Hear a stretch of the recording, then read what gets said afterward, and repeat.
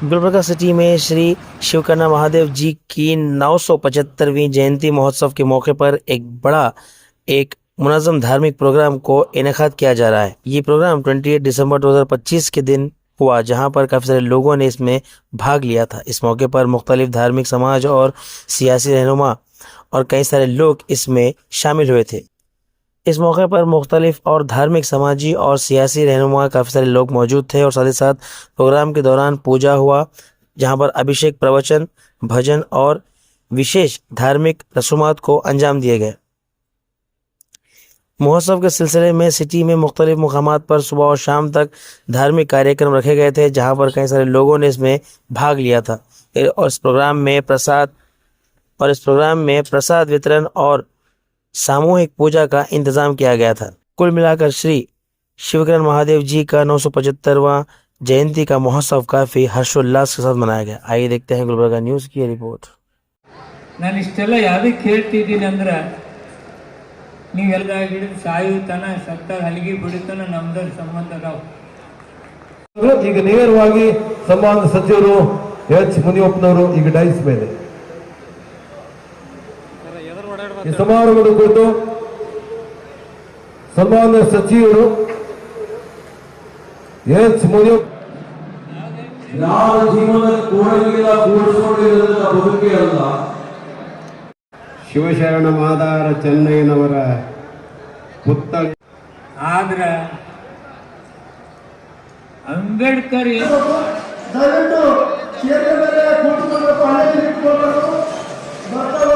21ನೇ ಶತಮಾನದಲ್ಲಿ ಆ ಕಲ್ಯಾಣದ ಕ್ರಾಂತಿಯನ್ನ ಮರುಕಳಿಸಿದೆ. ಎಲ್ಲಿ ಅಂದ್ರೆ ಈ ರಾಷ್ಟ್ರಕೂಟ ನೆಲ ಸೇಡಂನಲ್ಲಿ ಅಂತಕ್ಕಂಥ ಮಾತನ್ನ ನಾನು ಹೇಳಬೇಕಾಗ್ತದೆ.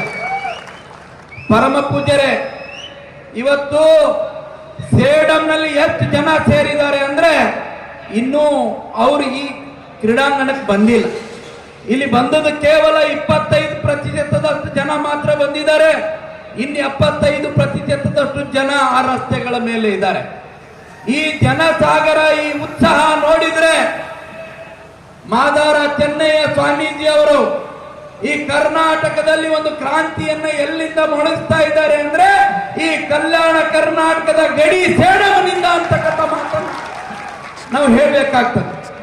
ಅಂದು ಬಸವಣ್ಣನವರು ಇವನಾರವ ನೆಂದೆನಿಸದಿರಯ್ಯ, ಇವ ನಮ್ಮವ ನೆಂದೆನಿಸಯ್ಯ ಅಂತ ಏನ್ ಹೇಳಿದ್ರು, ಎಲ್ಲ ಜಾತಿ ಸಮಾಜಗಳನ್ನ ಜೊತೆಗೆ ತಗೊಂಡು ಶೋಷಿತ ವರ್ಗಗಳನ್ನ ಮೇಲೆತ್ತಬೇಕು ಅನ್ನುವಂತ ಉದ್ದೇಶವನ್ನು ಇಟ್ಕೊಂಡು ಪ್ರಬಲವಾದ ವಿರೋಧವನ್ನ ಕಟ್ಟಿಕೊಂಡು ಆ ಒಂದು ಕಲ್ಯಾಣ ನಾಡಿನಲ್ಲಿ ಕ್ರಾಂತಿಯನ್ನ ಮಾಡಿದ್ರು. ಜೀವದ ಹಂಗನ್ನ ತೊರೆದು 12ನೇ ಶತಮಾನದಲ್ಲಿ ಮಾಡಿದ ಶರಣರ ಚರಿತ್ರೆ ಇವತ್ತು ನಮ್ಗೆಲ್ಲ ಕೂಡ ದಾರಿದೀಪ ಆಗಿದೆ. ಬಂಧುಗಳೇ, ಮಾದಾರ ಚೆನ್ನಯ್ಯ ಸ್ವಾಮೀಜಿಗಳು ಇವತ್ತು ನಮ್ಮ ಮಧ್ಯದಲ್ಲಿ ಬಂದು ಅವರ ನೇತೃತ್ವದಲ್ಲಿ ಇವತ್ತು ಮಾದಾರ ಚೆನ್ನಯ್ಯನವರ ಪುತ್ಥಳಿ ಅನಾವರಣ ಆಗಿದೆ ಅಂದ್ರೆ ಅದೊಂದು ನಮಗೆ ಸೌಭಾಗ್ಯ ಅಂತಕ್ಕಂಥ ಮಾತನ್ನ ಹೇಳ್ತೀನಿ. ಮಾದಾರ ಚೆನ್ನಯ್ಯ ಸ್ವಾಮೀಜಿಗಳು ಕೂಡ ಅಷ್ಟೇ ಕ್ರಾಂತಿಕಾರಿ ಸ್ವಭಾವ ಉಳ್ಳಂತವರು. ಇವನಾರವನೆಂದೆನಿಸದೆ ಇವ ನಮ್ಮವನೆಂದೆನಿಸಯ್ಯ ಅನ್ನುವಂತ ಮನೋಭಾವ ಯಾರ ಹತ್ರ ಇದೆ ಅಂದ್ರೆ ಮಾದಾರ ಚೆನ್ನಯ್ಯ ಸ್ವಾಮೀಜಿ ಅವರ ಹತ್ರ ಇದೆ. ಬಂಧುಗಳೇ, ಇವತ್ತು ಶೋಷಿತರ ಧನಿಯಾಗಿ ಕರ್ನಾಟಕದಲ್ಲಿ ಇವತ್ತೇನು ನಾವು ಇಡೀ ದೇಶದಲ್ಲಿ ಡಾಕ್ಟರ್ ಬಾಬಾ ಸಾಹೇಬ್ ಅಂಬೇಡ್ಕರ್, ಬಾಬು ಜಗಜೀವನ್ ರಾಮನ್ನ ನಾವು ನೆನೆಸಬೇಕಾಗ್ತದೆ. ಶೋಷಿತ ಸಮುದಾಯವನ್ನು ಎತ್ತಿ ಹಿಡಿದಂತ ಮಹಾನ್ ನಾಯಕರು ಇಬ್ಬರು, ಅವರು ನಮ್ಮ ಕಣ್ಣುಗಳ ಇದ್ದಂತೆ ಆಧುನಿಕದ್ದು. ಹಾಗೇನೆ ಕರ್ನಾಟಕದಲ್ಲೂ ಕೂಡ ಇಬ್ಬರು ದಿಗ್ಗಜರು ಇದ್ದಾರೆ. ಒಬ್ರು ಡಾಕ್ಟರ್ ಮಲ್ಲಿಕಾರ್ಜುನ್ ಖರ್ಗೆ ಅವರು ಇವತ್ತು ಎಐಸಿಸಿ ಅಧ್ಯಕ್ಷರಾಗಿದ್ದಾರೆ. ಮಾನ್ಯ ಶರಣ ಪ್ರಕಾಶ್ ಪಾಟೀಲ್ ಸ್ವಲ್ಪ ಕೇಳ್ಬೇಕು, ತಿಮ್ಮಾಪುರ್ ಸಾಹೇಬ್ರೆ ಸ್ವಲ್ಪ ಕೇಳ್ರಿ ಈ ಕಡೆಗೆ. ಖರ್ಗೆ ಸಾಹೇಬರು ದೇಶದಲ್ಲಿ ಅವಕಾಶ ಬಿದ್ರೆ ಪ್ರಧಾನಮಂತ್ರಿ ಅಭ್ಯರ್ಥಿ ನೀವು ಘೋಷಣೆ ಮಾಡ್ರಿ. ಕರ್ನಾಟಕದಲ್ಲಿ ಬಹಳ ಧೀಮಂತ ನಾಯಕರಂತ ಮುನಿಯಪ್ಪನವರಿದ್ದಾರೆ, ಅವರಿಗೊಂದು ಮುಖ್ಯಮಂತ್ರಿ ಅವಕಾಶ ಕೊಡಿ. ಅವರಿಬ್ಬರು ಶೋಷಿತ ಜನಾಂಗದ ಮುಖಂಡರಿದ್ದಾರೆ. ಮುನಿಯಪ್ಪನವರು ಇಡೀ ಜೀವನವನ್ನು ಸವಿಸಿದ್ದಾರೆ. ಅದಕ್ಕೆ ಅವ್ರಿಗೊಂದು ಅವಕಾಶ ಮಾಡಿಕೊಡ್ಬೇಕು ಅಂತ ನಾನು ಕೇಳ್ತೀನಿ. ಅಷ್ಟೇ ಅಲ್ಲ, ಇವತ್ತು ಮಾದಾರ ಚೆನ್ನಯ್ಯ ಸ್ವಾಮೀಜಿಯವರ ಜಯಂತಿಯನ್ನು ಆಚರಣೆ ಮಾಡೋದಿದೆ. ಅದು ಸರ್ಕಾರ ರಜೆಯನ್ನು ಘೋಷಣೆ ಮಾಡಿ ಸರ್ಕಾರದ ನೇತೃತ್ವದಲ್ಲಿ ಆಚರಣೆ ಆಗಬೇಕು. ಇದನ್ನು ನಾನು ಈ ಸಂದರ್ಭದಲ್ಲಿ ಹೇಳ್ತೀನಿ. ಅದ್ರ ಜೊತೆಗೆ ನಮ್ಮ ಗುರುಗಳು ಹೇಳಿದ್ರು, ನಾವು ಮರ್ತಿಲ್ಲ ಗುರುಗಳೇ, ನಾವು ಬ್ಯಾಟ್ಸ್ಮನ್ ಇದ್ದಂಗೆ. ಯಾಕಂದ್ರೆ ಚಿತ್ರದುರ್ಗದಲ್ಲಿ ನಾವು ಅವ್ರ ಜೊತೆಗೆ ನಾನು ಸ್ವಾಮೀಜಿ ಆಗಿ ಹೊರಟಿದ್ದೆ.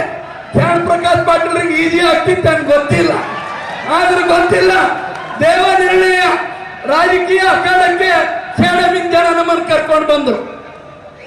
ಇಲ್ಲಿ ಸೇಡಂನಲ್ಲಿ ಅವ್ರು ಬಂದಾಗ ಅವರು ಅಭಿವೃದ್ಧಿ ಮಾಡ್ತಾ ಇದ್ದಾರೆ, ನಾವು ಬಂದಾಗ ನಾವು ಕೂಡ ಅಭಿವೃದ್ಧಿ ಮಾಡ್ತಾ ಇದ್ದೀವಿ.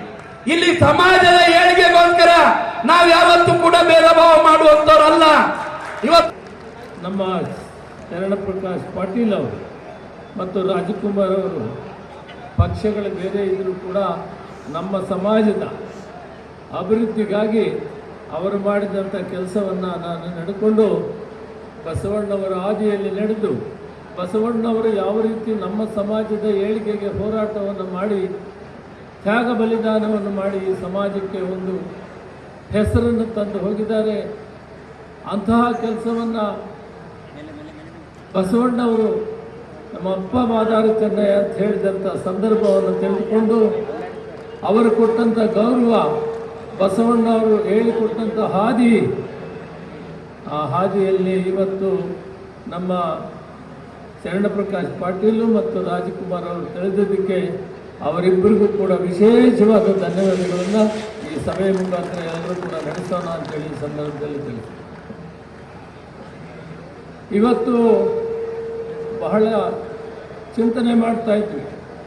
ಈ ರಾಜ್ಯದಲ್ಲಿ ದಕ್ಷಿಣ ಭಾರತದಲ್ಲಿ ಆದಿಜಂಬ ಕುಲಸ್ಥರು, ಮಾದಾರ ಚೆನ್ನಯ್ಯ ಕುಲಸ್ಥರು, ಅರುಂಧತಿ ಕುಲಸ್ಥರು ನಾವೆಲ್ಲ ಕೂಡ ಒಟ್ಟಿಗೆ ಸೇರಿ ಈ ಸಮಾಜದ ಅಭಿವೃದ್ಧಿಗಾಗಿ ಮಾದಾರ ಚೆನ್ನಯ್ಯನವರ ಇತಿಹಾಸವನ್ನು ಮಾತಂಗ ಮುನಿ ಸಂಗೀತ ವಿದ್ವಾನ್ 7ನೇ ಶತಮಾನದಲ್ಲಿ ಅಂಥವರ ಇತಿಹಾಸವನ್ನು ಅವರು ಕೊಟ್ಟಂಥ ಕೀರ್ತನೆಗಳನ್ನು ಮಾತಂಗಿ ದೇವಿ ಸಾಕ್ಷಾತ್ ಪಾರ್ವತಿ ದೇವಿ ಅವರು ಹೇಗೆ ಬಂದರು, ಪರಮೇಶ್ವರನ ಆಶೀರ್ವಾದ ಹೇಗಾಯಿತು, ಮಾತಂಗ ಮುನಿಗಳಿಗೆ, ಮಾದಾರ ಚೆನ್ನಯ್ಯ ಸ್ವಾಮಿಗಳಿಗೆ ಪರಮೇಶ್ವರನ ಒಂದು ಆಶೀರ್ವಾದ ಹೇಗಾಯಿತು, ಬಸವಣ್ಣವರ ಜೊತೆಯಲ್ಲಿ ಸೇರಿ ಯಾರು ಯಾವಾಗ ಸಂಘದಲ್ಲಿ ನೀವು ಕೈ ಜೋಡಿಸ್ತೀರಾ ಅವಾಗ ಸಮುದಾಯ ಅಂದರೆ ಬಲಿಷ್ಠವಾಗ್ತದೆ. ಇವಾಗ ನೋಡಿ, ಮೊನ್ನೆ ಹುಬ್ಬಳ್ಳಿನಲ್ಲಿ ಒಂದು ಘಟನೆ ಇದೆ, ಅದು ಹೇಳಲೇಬೇಕಾಗ್ತದೆ. ಈ ಸೋಷಿಯಲ್ ಇಂಜಸ್ಟಿಸ್ ಯಾಕೆ ಅವಾಗವಾಗ ಬರುತ್ತೆ ಅಂತ, ಒಬ್ಬ ಮಾದಿಗ ಸಮುದಾಯದ ಒಬ್ಬ ವ್ಯಕ್ತಿ ಮತ್ತೊಂದು ಸಮುದಾಯದಲ್ಲಿ ಈ ಸಂಸಾರದ ಬಾಂಧವ್ಯ ಬೆಳೆಸಿಕೊಂಡಾಗ ಅದನ್ನು ಅಮಾನುಷವಾಗಿ ಅವರನ್ನು ಈ ದೂಡುವಂಥದ್ದು, ಹಲ್ಲೆ ಮಾಡುವಂಥದ್ದು ಇದೆಯಲ್ಲ, ಅದು ಮಾನವ ಕುಲಕ್ಕೆ ಕಳಂಕ. ಅದಕ್ಕೆ ನಾವೇನು ಮಾಡಬೇಕು, ಅಂಥವನ್ನು ಒಂದು ಕಡೆಗೆ ತೆಗೆದಿಟ್ಟು ನಾವು ಯಾವುದರಲ್ಲಿ ಬೆಳಿಬೇಕು ಅಂದರೆ, ಅಂತ ಹೇಳಿದ್ರೆ ಕಳೆದ ಒಂದು 15 ವರ್ಷಗಳ ಹಿಂದೆ ಇದೇ ಶರಣ ಪ್ರಕಾಶ್ ಪಾಟೀಲ್ ಅವರು ಮಂತ್ರಿಗಳಾಗಿದ್ದರು. ಅವರ ಕಾಲಾವಧಿಯಲ್ಲಿ ಪ್ರಪ್ರಥಮವಾಗಿ ನಮ್ಮ ಸಮುದಾಯದ ಬಂಧುಗಳು ನನ್ನನ್ನು ಆಹ್ವಾನ ಮಾಡಿ ಈ ಒಂದು ನಗರದಲ್ಲಿ ಬಹುತೇಕ ಸ್ವತಂತ್ರ ಭಾರತದ ನಂತರ ಮಾದಿಗರ ಒಂದು ಸಮಾವೇಶವನ್ನು ಮಾಡಿದಂಥ ಬಹುದೊಡ್ಡ ಕೀರ್ತಿ ಅದು ನಮ್ಮ ಶರಣ ಪ್ರಕಾಶ್ ಪಾಟೀಲ್ ಅವರಿಗೆ, ಅದನ್ನು ನಾನು ನೆನಪನ್ನು ಮಾಡ್ಕೊಳ್ತೀನಿ. ಜೊತೆಗೆ ಈ ಒಂದು ಕಾರ್ಯಕ್ರಮಕ್ಕೆ ಅವರು ಇವತ್ತೇನು ಒಂದು ಅಂತಿಮವಾಗಿರುವಂಥ ಹಂತಕ್ಕೆ ತಲುಪಿ ನಮ್ಮ ಶಿವಶರಣ ಮಾದಾರ ಚೆನ್ನಯ್ಯನವರ ಮೂರ್ತಿ ಬಹುತೇಕ ಕರ್ನಾಟಕದಲ್ಲಿ ಎಲ್ಲಿಯೂ ಕೂಡ ಇಲ್ಲ, ಅಷ್ಟೊಂದು ಬೃಹತ್ ಪ್ರಮಾಣದಲ್ಲಿ ಎತ್ತರದಲ್ಲಿ ತುಂಬ ಸುಂದರವಾಗಿ ಈ ಭಾಗದಿಂದ ಇಡೀ ಕರ್ನಾಟಕದ ಮೂಲೆ ಚಾಮರಾಜನಗರ, ಕೋಲಾರ, ಬೆಳಗಾಂ, ಕಾರವಾರ ಜಿಲ್ಲೆ, ಮಂಗಳೂರು ಜಿಲ್ಲೆಗೆ ಅಂದರೆ ಗಡಿ ಭಾಗದ ಕೊನೆಯವರೆಗೂ ಕೂಡ ಇದರ ಶಿಖರ ಕೀರ್ತಿ ತಲುಪುವಂತೆ ಮಾಡುವಂಥ ಒಂದು ಬಹುದೊಡ್ಡ ಸಾಧನೆಯನ್ನು ನಮ್ಮ ಶರಣ ಪ್ರಕಾಶ್ ಪಾಟೀಲ್ ಅವರು ಮಾಡಿದ್ದಾರೆ. ಹಾಗಾಗಿ ಅವರಿಗೆ ನಮ್ಮ ಸಮಾಜದಿಂದ ಧನ್ಯವಾದಗಳನ್ನು ಸಲ್ಲಿಸ್ತೀನಿ. ಅದಕ್ಕಿಂತ ಜೊತೆಗೆ ನಮ್ಮ ತೇಲ್ಕೂರವರು ಈ ಮೂರ್ತಿಯನ್ನು ಇವತ್ತು ಮುಕ್ತಾಯಗೊಳಿಸುವಂಥದ್ದು ಶರಣ ಪ್ರಕಾಶ್ ಪಾಟೀಲ್ ಅವರು ಮಾಡಿದರೆ, ಇದರ ಆರಂಭವನ್ನು ಬಸವರಾಜ್ ಪಾಟೀಲ್ ತೇಲ್ಕೂರವರು ನಮಗೆ ಮಾಡಿಕೊಟ್ರು. ಆ ಭಾಗದಲ್ಲಿ ಒಂದು ರಾಜ್ಕುಮಾರ್ ಪಾಟೀಲ್ ಅವರು ನಿವೇಶನವನ್ನು ನೀಡಿ ಆ ನಿವೇಶನವನ್ನು ನಿಗದಿಗೊಳಿಸಿ ಇಲ್ಲಿ ಮಾದಾರ ಚೆನ್ನಯ್ಯ ಜಯಂತಿ ಆಗಬೇಕು, ಇಲ್ಲಿ ಪ್ರತಿಮೆ ಆಗಬೇಕಂತೇಳಿ ಅವರ ಕಾಲದಲ್ಲಿ ನಮ್ಮ ಸಮುದಾಯದ ಮೇಲೆ ಒಂದು ಅಗಾಧವಾಗಿರುವಂಥ ಪ್ರೀತಿಯನ್ನು ಇಟ್ಕೊಂಡು ಬಹುತೇಕ ಅವರು ಕೂಡ ಶರಣ ಪರಂಪರೆಯ ಬಸವ ತತ್ವದ ಅನುಯಾಯಿಗಳು. ಅವರು ಇದಕ್ಕೇನು ನಾಂದಿಯನ್ನು ಆಡಿದರು, ಅವರು ಆರಂಭ ಮಾಡಿದ್ದು ಕೂಡ ಅಷ್ಟೇ ಮುಖ್ಯ. ಹಾಗಾಗಿ ನಮ್ಮ ಸಮಾಜದ ಪರವಾಗಿ ಅವ್ರಿಗೂ ಕೂಡ ಹೃತ್ಪೂರ್ವಕವಾಗಿರುವಂಥ ಧನ್ಯವಾದಗಳನ್ನು ಸಲ್ಲಿಸ್ತಾ ಇದ್ದೀನಿ. ಇವರಿಬ್ಬರು ಕೂಡ ನಮ್ಮ ಸಮಾಜಕ್ಕೆ ಶರಣ ತತ್ವದ ಒಂದು ಭಾಗ ಅಂತೇಳಿ ಪರಿಗಣಿಸಿ ಒಂದು ನ್ಯಾಯವನ್ನು ಕೊಟ್ಟಿದ್ದಾರೆ. ಹಾಗಾಗಿ ಅವರನ್ನು ನಾವು ನಮ್ಮ ಸಮಾಜ ಯಾವತ್ತೂ ಕೂಡ ಮರೆಯೋದಿಲ್ಲ ಅನ್ನುವಂಥ ಮಾತನ್ನು ಈ ಸಂದರ್ಭದಲ್ಲಿ ವ್ಯಕ್ತಪಡಿಸಿ, ಇವತ್ತೊಂದು ಬಹಳ ಐತಿಹಾಸಿಕವಾಗಿರ್ತಕ್ಕಂಥ ಸಮಾರಂಭ ಇದು. ಏನು 12ನೇ ಶತಮಾನದ ಬಸವಾದಿ ಶರಣರ ಆ ಕಲ್ಯಾಣ ಕ್ರಾಂತಿಯಲ್ಲಿ ಮಾದಾರ ಚೆನ್ನಯ್ಯನವರ ಪಾತ್ರ ಬಹಳ ಹಿರಿದಾದ್ದು. ವಿಶೇಷವಾಗಿ ಈ ವಚನ ಸಾಹಿತ್ಯಕ್ಕೆ ಮತ್ತು ಶರಣ ಪರಂಪರೆಗೆ ಸಿಂಹಪಾಲು ಯಾರ್ದು ಅಂದರೆ ಅದು ಶೋಷಿತ ಜನಾಂಗದಿಂದ ಬಂದಿರತಕ್ಕಂಥ ಶರಣರು. ನಮ್ಮ ವಚನ ಸಾಹಿತ್ಯಕ್ಕೆ ಸಿಂಹಪಾಲಿನ ಕೊಡುಗೆ ಶೋಷಿತ ಜನಾಂಗದಿಂದ ಬಂದಿರತಕ್ಕಂಥ ಶರಣರು. ಈ ಬಸವ ತತ್ವ ಏನಿದೆ, ಈ ಶರಣರ ತತ್ವ ಏನಿದೆ, ಇದು ಯಾವುದೇ ಒಂದು ವರ್ಗಕ್ಕೆ ಸೀಮಿತವಾಗಿರ್ತಕ್ಕಂಥದ್ದಲ್ಲ. ಅಂಗದ ಮೇಲೆ ಲಿಂಗ ಇರ್ತಕ್ಕಂಥವ್ರು ಎಲ್ಲರೂ ಕೂಡ ಲಿಂಗವಂತರು ಅಂತಕ್ಕಂಥ ಭಾವನೆಯಿಂದ ಬಸವಣ್ಣನವರು ಎಲ್ಲ ಕುಲಕೊಬ್ಬ ಶರಣರನ್ನ ಅನುಭವ ಮಂಟಪಕ್ಕೆ ಕರೆತಂದು ಆ ಅನುಭವ ಮಂಟಪದಲ್ಲಿ ಅಂದಿನ 12ನೇ ಶತಮಾನದಲ್ಲಿ ಏನು ವಿಶೇಷವಾಗಿರ್ತಕ್ಕಂಥ ಒಂದು ಸಮಾಜವನ್ನು ಕಟ್ಟಲಿಕ್ಕೆ, ಸಮಾಜದಲ್ಲಿ ಸಮಾನತೆಯನ್ನು ತರಲಿಕ್ಕೆ, ಸಮಾಜದಲ್ಲಿ ಪರಿವರ್ತನೆಯನ್ನು ತರಲಿಕ್ಕೆ, ಸಮಾಜದಲ್ಲಿ ಮೇಲು ಕೀಳೆಂಬ ಭಾವನೆ ತೆಗೆದುಹಾಕಿ ನಾವೆಲ್ಲರೂ ಒಂದೇ ಅಂತಕ್ಕಂಥ ಭಾವನೆಯನ್ನು ಮೂಡಿಸಿ ಇವತ್ತು ಕಾಯಕ ದಾಸೋಹ ಸಂಸ್ಕೃತಿಯ ತಳಹದಿಯಲ್ಲಿ ನಾವು ಜೀವನವನ್ನು ಸಾಗಿಸಲಿಕ್ಕೆ ನಮಗೆ ವಚನ ಸಾಹಿತ್ಯದ ಮೂಲಕ ಇವತ್ತು ಇಡೀ ಮನುಕುಲಕ್ಕೇನೆ ದಾರಿದೀಪವನ್ನು ತೋರಿಸಿರ್ತಕ್ಕಂಥ ಬಸವಾದಿ ಶರಣರು. ಹಾಗಾಗಿ ಇವತ್ತು ಬಸವಣ್ಣನವರು ಹೇಳ್ತಾರೆ, ಯಾಕಂದ್ರೆ ಮಾದಾರ ಚೆನ್ನಯ್ಯನವರು ಒಬ್ಬ ಸಾಮಾನ್ಯ ಶರಣರಲ್ಲ, ಆ ಶಿವನನ್ನೇ ಇವತ್ತು ಒಲಿಸಿಕೊಂಡಿರ್ತಕ್ಕಂಥ ಒಬ್ಬ ಮಹಾಶರಣ ಅಂತ ಹೇಳಿ ಇವತ್ತು ನಮ್ಮ ಬಸವಣ್ಣನವರು ಹೇಳ್ತಾರೆ, ಕುಲತಿಲಕ ನಮ್ಮ ಮಾದಾರ ಚೆನ್ನಯ್ಯ ನಿಮ್ಮಿಂದ ಅಧಿಕ ಕೂಡಲ ಸಂಗಮ ದೇವ ಅಂತ. ಈ ಮಾತು ಅಣ್ಣ ಬಸವಣ್ಣನವರು ಹೇಳಬೇಕಾದ್ರೆ ಇದು ಸಾಮಾನ್ಯವಾಗಿರ್ತಕ್ಕಂಥ ಮಾತಲ್ಲ. ಯಾಕಂದ್ರೆ ಶಿವನಿಗೆ ಮೀರಿಸ್ತಕ್ಕಂಥ ಆ ಒಂದು ದೈವ ಭಕ್ತಿಯ ಏನು ಇವತ್ತು ಮಾದಾರ ಚೆನ್ನಯ್ಯನಲ್ಲಿ ಇತ್ತು. ಅವರ ನಮಸ್ಕಾರಗಳು. ಇಂದು ಕಲಬುರಗಿ ಜಿಲ್ಲೆಯ ಸೇಡಂ ತಾಲೂಕಿನ ಐತಿಹಾಸಿಕ ದಿನವನ್ನು ಹೇಳಲು ಇಷ್ಟಪಡ್ತೇನೆ.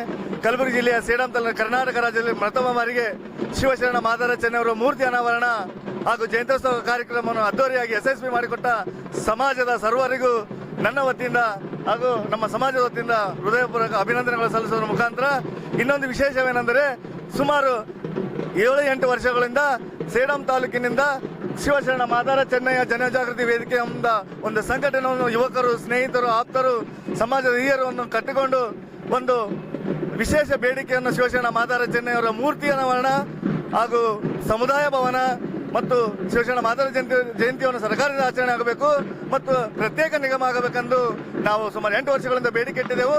ಅದು ವಿಶೇಷವೆಂದರೆ ಕಲಬುರಗಿ ಜಿಲ್ಲೆ ಸೇಡಂ ತಾಲೂಕು ನನ್ನ ಹುಟ್ಟೂರಿನಲ್ಲಿ ಪ್ರಥಮ ಬಾರಿಗೆ ಮೂರ್ತಿ ಅನಾವರಣ ಆಗಿರುವುದು ನನ್ನ ಹೆಮ್ಮೆಯ ವಿಷಯ. ನನ್ನ ಸ್ನೇಹಿತರೊಂದಿಗೆ ನಾನು ಹಂಚಿಕೊಳ್ಳಲು ಇಷ್ಟಪಡ್ತೀನಿ. ಮುಂದೆ ಬರ್ತಕ್ಕಂಥ ದಿನಗಳಲ್ಲಿ ಕರ್ನಾಟಕ ರಾಜ್ಯದಲ್ಲಿ ಪ್ರತಿ ತಾಲೂಕಿನಲ್ಲಿ ಜಿಲ್ಲೆಯಲ್ಲಿ ಶಿವಶರಣ ಮಾದಾರ ಚೆನ್ನಯ್ಯನವರ ಮೂರ್ತಿ ಅನಾವರಣ ಮಾಡಲು ಮತ್ತು ಸರ್ಕಾರದಿಂದ ಬೇಡಿಕೆ ಇಡಲು ನಮ್ಮ ಸಂಘಟನೆ ನಿರಂತರ ಹೋರಾಟವಿರುತ್ತದೆ ಅಂತ ಹೇಳಲು ಇಷ್ಟಪಡ್ತೀನಿ.